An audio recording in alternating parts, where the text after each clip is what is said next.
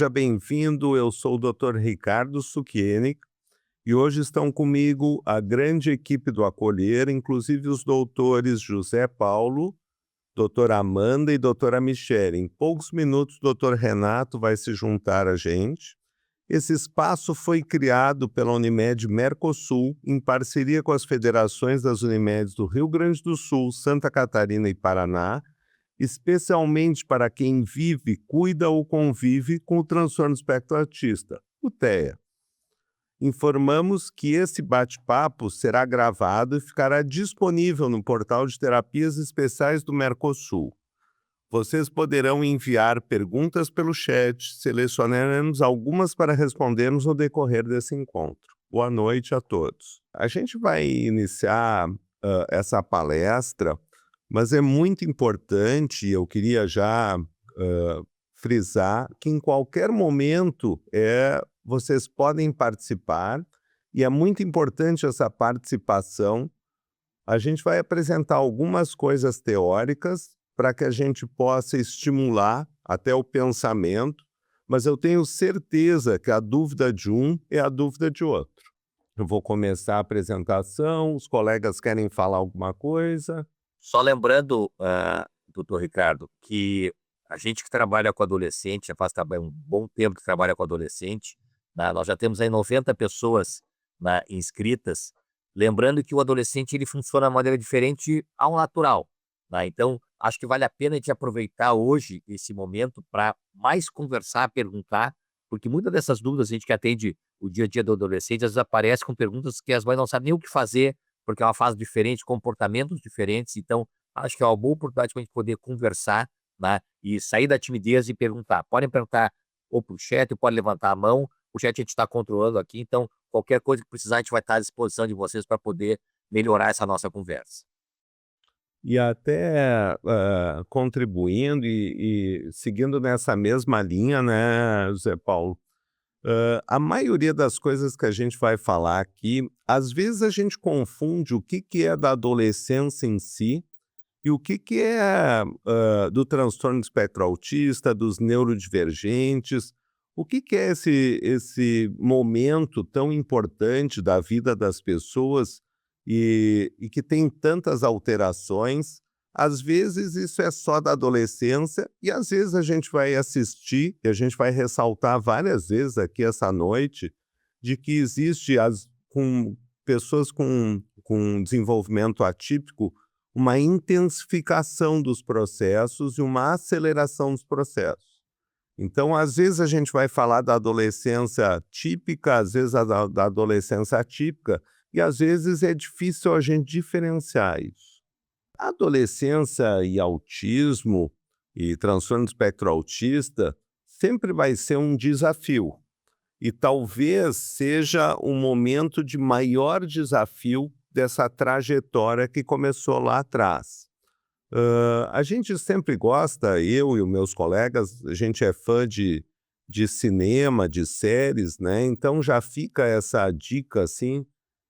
Ali já tem uma foto essa série que vem causando muito sucesso e muita discussão. Depois também nas perguntas a gente pode discutir um pouquinho da série em si, da série que se chama Adolescência e que foi muito emblemática, foi muito feliz na hora de demonstrar algumas peculiaridades desse período do desenvolvimento.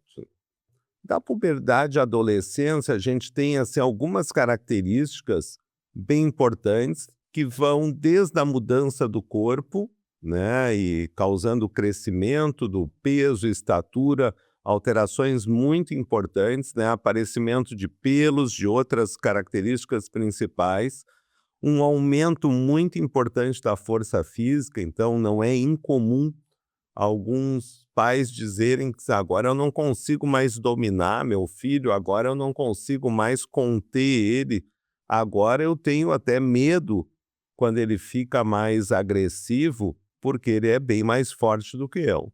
Um desenvolvimento e crescimento dos órgãos sexuais e mudanças no pensamento e mais complexidade social com novos interesses, novas agendas, novos relacionamentos e experiências sexuais, como masturbação e outros interesses.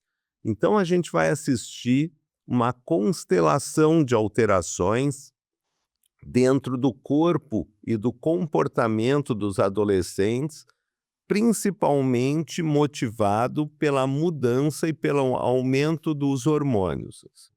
Eu acho que é importante, Ricardo, lembrar que existe uma diferença entre puberdade e adolescência, né? Então, o que a gente costuma comentar? Adolescência é um aspecto social, tá? Ou seja, eu posso ser adolescente com 10, com 11, com 12, com 13 anos, isso é um aspecto social, tá? Por definição, e aí tem E definições. alguns com 60, né? Não, mas é que isso não está na nossa pauta de hoje, né. Porque, por definição, a adolescência ali pela Organização Mundial da Saúde vai de 12 anos até 18 anos, alguns de 10 a 20, e como bem lembrou o doutor Ricardo, alguns com 60 anos jogando PlayStation em vez de cuidar dos filhos, mas esse é outro assunto para outra aula. E a puberdade é a modificação que tem a ver com as questões hormonais, que pode começar partir de 8 anos e meio na menina e 9 anos e meio no menino. Por que a gente traz essa diferença? Que muitas vezes essas questões são, assim, confundidas, e o menino ou a menina que tem transtorno de espectro autista, quando começa as modificações corporais, isso às vezes desregula eles.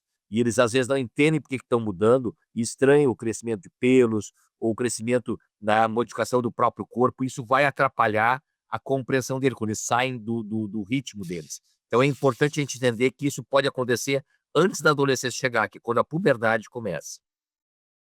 Uma das coisas, e até achei ótimo, Zé Paulo, que tu colocasse, é que eu queria lembrar que algumas modificações, por exemplo, o aparecimento de alterações na pele, espinhas, que causam muito transtorno na autoimagem dos adolescentes, às vezes, no transtorno espectro autista, de novo, isso causa um impacto maior ainda do que o já esperado.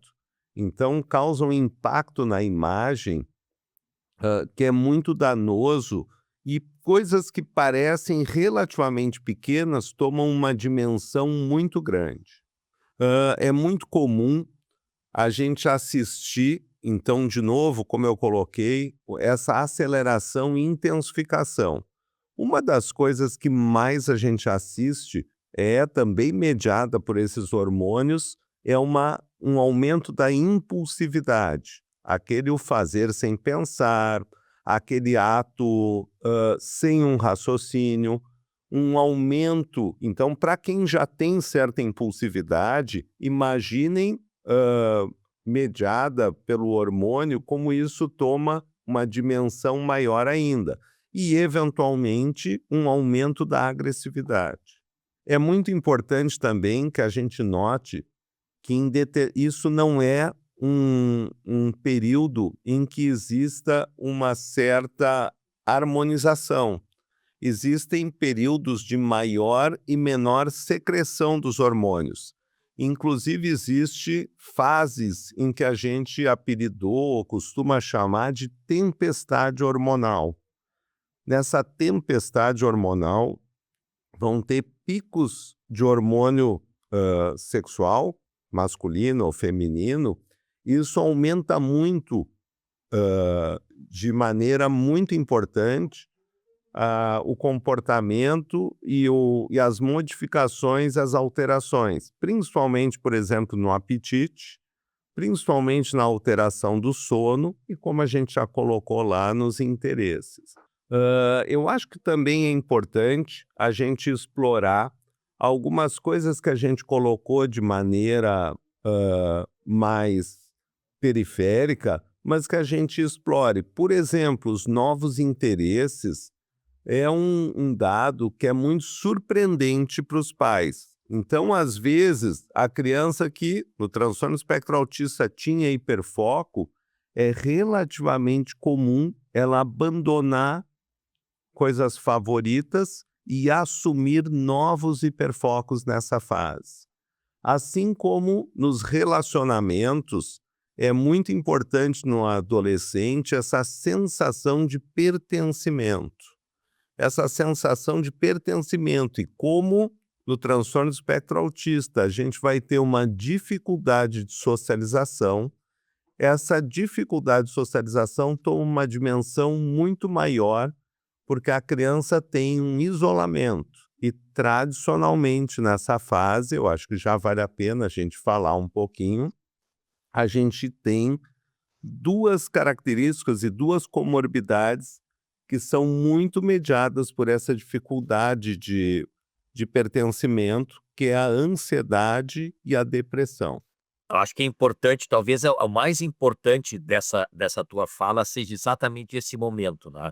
Lembrando que a criança do transtorno espectro autista teve várias dificuldades lá na sua infância, fala, comunicação, interação, e estava sempre muito ligado à família, a família é sempre muito próxima.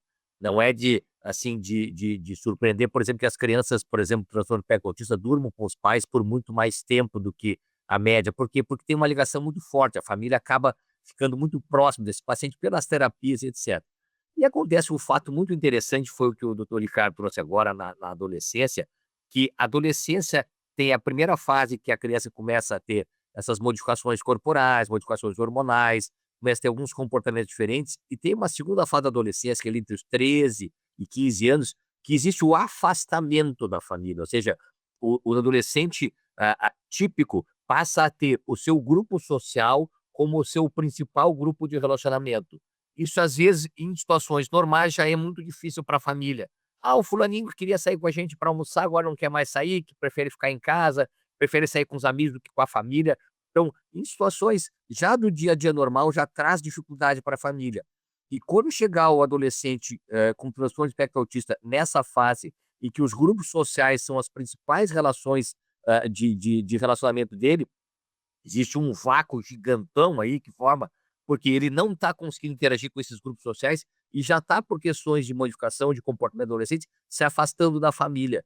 E isso é uma fase que não só os adolescentes, e aí eu questiono vocês, os pais, que eu tenho aí quase 90 pessoas assistindo, como é que vocês se sentem, se são pais adolescentes, nesse momento que eles ficam sem um nem outro, não ficam nem com a família e nem com os amigos, porque não conseguem interagir. Então, esse é o momento que, por isso que o doutor Ricardo trouxe ansiedade e depressão, que é a principal motivação de procura de atendimento em adolescente com transtorno de espectro autista. Eu acho que a doutora Michele podia trazer a contribuição. Boa noite a todos, sou a doutora Michele Becker, sou neurologista do Acolher.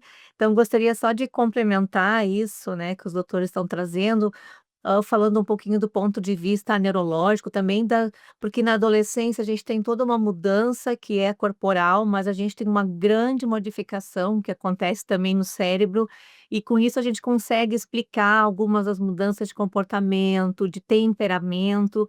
Então, embora o cérebro ele deixe de crescer, então quando ele chega no início da adolescência, ele já tem o seu tamanho máximo, ele é um momento em que a gente vai ter o que a gente chama de uma poda neuronal, em que a gente vai reduzir as conexões entre os neurônios, que são aquelas que foram pouco utilizadas, como se fosse a gente resetar aquilo que a gente não usou no nosso cérebro, para deixar o cérebro numa fase de extrema capacidade de aprendizagem, onde cada experiência, cada conhecimento novo vai criar novas conexões, então é um momento que a gente chama de extrema neuroplasticidade. E dentro dessa jornada de amadurecimento cerebral, a gente tem 2 áreas que elas amadurecem mais tardiamente. Então, uma é a região do córtex pré-frontal e o outro, então, o córtex pré-frontal ele cuida da parte da concentração, a parte da organização, do planejamento, e o outro é o sistema límbico, né, que controla as nossas emoções. Então, por isso que na adolescência a gente tem às vezes essa irritabilidade que também é aliada às mudanças hormonais, mas a gente então tem uma exacerbação da impulsividade também. E dentro dessas mudanças de interesse, né, que o doutor Ricardo falou, entra aí a questão das interações sociais. E por isso, né, como nas crianças que são atípicas, eles têm essa dificuldade de se relacionar, e principalmente naqueles que têm uma capacidade cognitiva boa, é muito frequente no período da adolescência, como os doutores já falaram, eles virem a desenvolver transtornos de ansiedade, transtornos de depressão. Então é um momento que a gente tem que ficar bem atento a isso. Então queria só fazer uma colaboração do ponto de vista neurológico. Obrigada. Ótimo, obrigado, Michele. E realmente, assim, às vezes, é quase que uma regra a gente pedir que os nossos pacientes adolescentes que tenham transtorno espectro autista tenham acompanhamento adequado, principalmente psicológico, porque às vezes os sintomas ansiosos e depressivos eles se tornam mais importantes que o próprio transtorno espectro autista. Eles tomam uma importância e eles trazem mais dificuldade, às vezes mais sofrimento que o próprio transtorno espectro autista. Então, a comorbidade toma a frente do transtorno principal. Eu acho também assim que é muito importante, né, que esse descobrimento do corpo, que para todas as crianças já é todos os adolescentes já é um desafio. Ele, no transtorno espectro autista, ele causa mais dificuldade, principalmente para aqueles que têm alguns transtornos sensoriais, principalmente aqueles que tenham transtornos sensoriais de toque, de propriocepção. Às vezes a gente tem algumas dificuldades adicionais. Bom, são desafios da história natural do autismo até a puberdade, a dificuldade verbal, né? Então, a gente costuma diferenciar e às vezes até classificar de uma maneira mais didática, em termos de apoio, aqueles adolescentes, aquelas crianças que são verbais, daquelas não verbais, e aqueles que não são verbais vão encontrar mais dificuldade de atendimento de demandas, né? Nós temos que cuidar do tratamento efetivo das comorbidades. Então, uma das coisas que eu coloquei é exatamente isso, da gente cuidar, e principalmente na adolescência, de novo, a gente tem visto a ansiedade, a depressão com comorbidades muito frequentes e muito intensas. É um dos objetivos, o máximo de autonomia que a gente possa, e isso, a autonomia aqui na adolescência, é muito difícil as famílias acharem um equilíbrio entre, ao mesmo tempo, deixar a criança ser autônomo e, ao mesmo tempo, o nosso adolescente com transtorno espectro autista ter segurança. Então, achar esse equilíbrio é uma equação que ela deve ser vista entre professores, terapeutas e a própria família. Todos têm que achar essa equação de uma maneira equilibrada para que, ao mesmo tempo, a gente estimule a autonomia e, ao mesmo tempo, a gente esteja protegendo o nosso paciente. É muito importante assim que a gente preste atenção, e principalmente na fase escolar, na alfabetização e no rendimento escolar.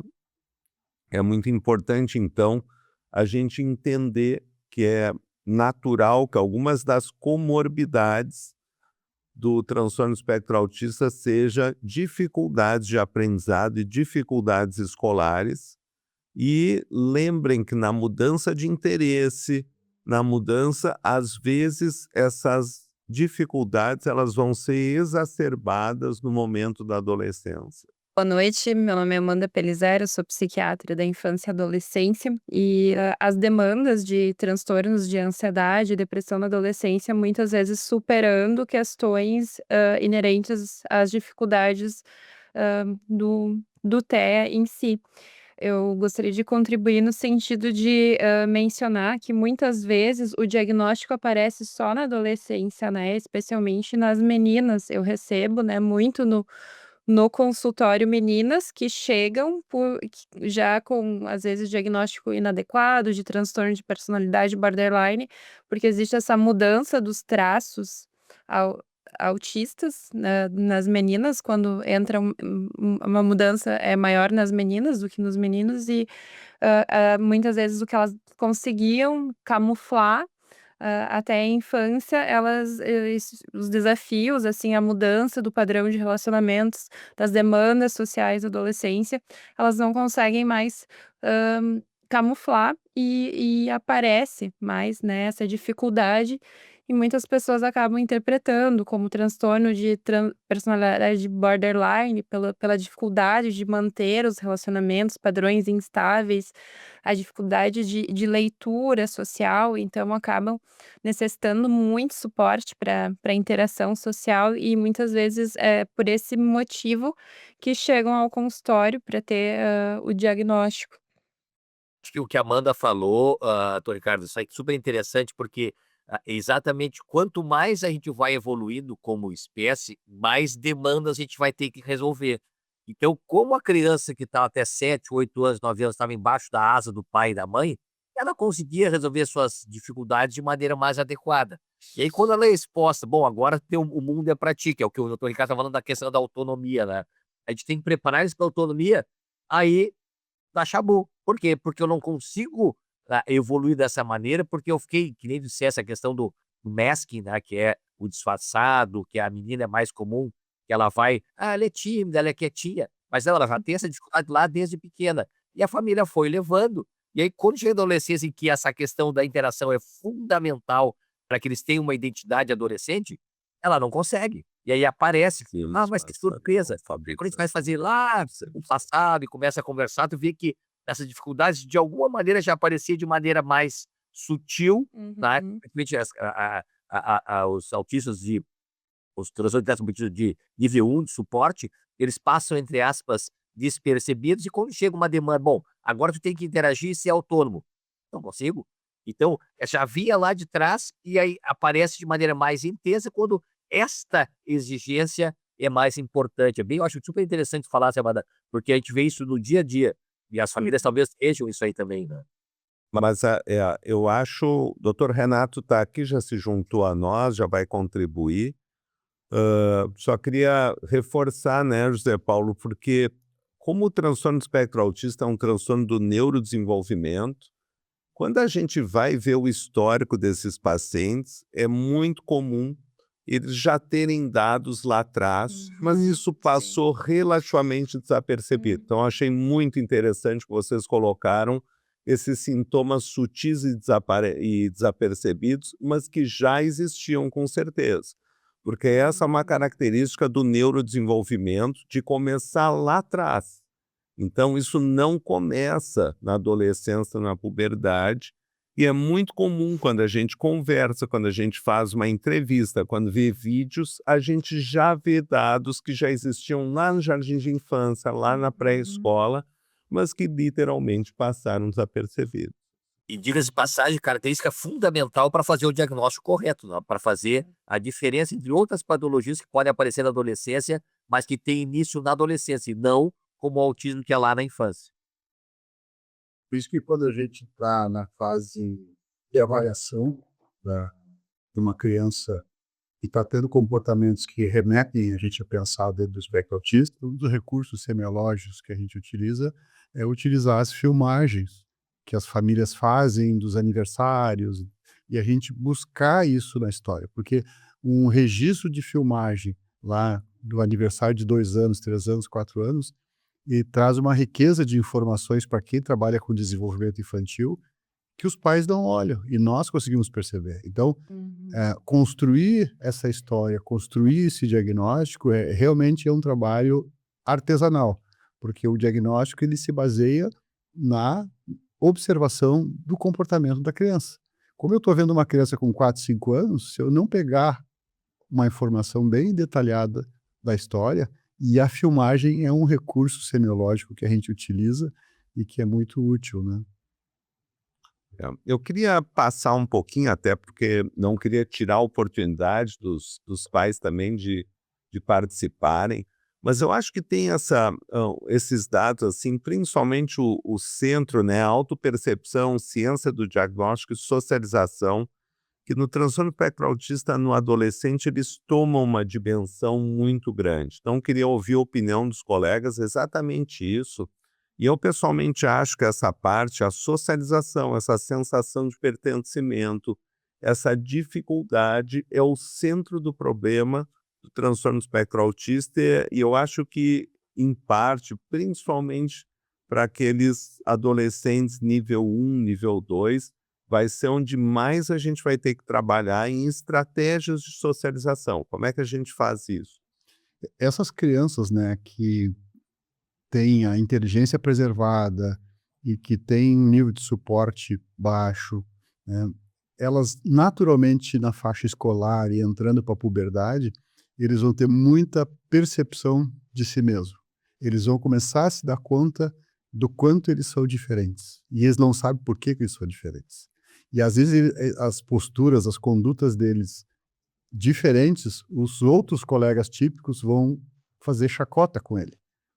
E isso aqui acaba levando realmente a uma condição de ele se dar conta de que ele pensa diferente, ele não entende as brincadeiras, ele não entende as piadas, e ele começa a se sentir realmente um peixe fora d'água.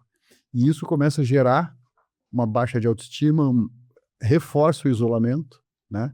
Então essa percepção que é interessante a gente notar que muitas vezes traz como uma comorbidade a ansiedade, a depressão, né? E é isso que motiva, às vezes, levar o atendimento médico, pela consequência e não a causa, né? E aí depois nós vamos chegar mais um pouquinho adiante, né? Que é exatamente ter consciência do seu diagnóstico e quando os pais falarem isso para uma criança, né? Eu acho que a ponte é ótima. Desculpe, Zé Paulo, da gente falar de quando falar do diagnóstico, assim, porque isso que o doutor Renato falou, ele chama, quando é que falar do diagnóstico, Zé Paulo, dá a tua opinião, depois eu vou dar a minha.